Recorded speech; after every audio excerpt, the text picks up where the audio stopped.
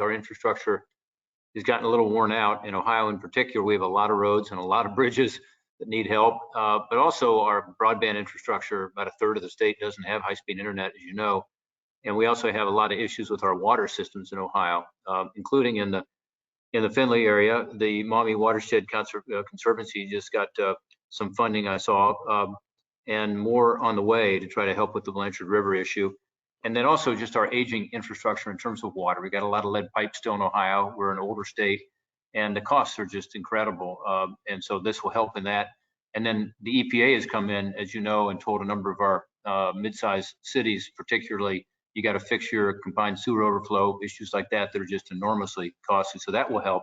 And then there's also money for ports, which is key right now with the infrastructure problem we got, which is the supply chains being backed up. Our ports are antiquated in many cases, and that will improve our ports on Lake Erie too, which I think has a lot of potential. But also our railroad tracks. Freight rail is really slow these days, as you know, partly because our tracks are outdated. You go to a place like China, you know, they put all new tracks in. China spends a lot more infrastructure than we do as a percent of their economy, because they get it. It helps the economy, and it helps make things, you know, work better. So we right now get a D rating from the American Society of Engineers on our Ohio roads. They say that $4.7 billion is lost each year in wasted fuel and time from congestion. That's not so much a Western Ohio issue, although you might tell me otherwise. Sometimes on 75, it probably gets pretty backed up. But if you're from Central Ohio, I know, Brian, you spend a bunch of time there. The traffic is really an issue, as it is in Cincinnati with the Brent Spence Bridge.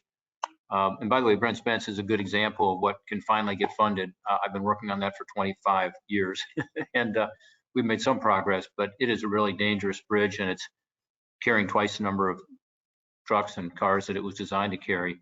And so it'll fit nicely into the grant program for major bridges like that. And I think we'll finally be able to get that fixed.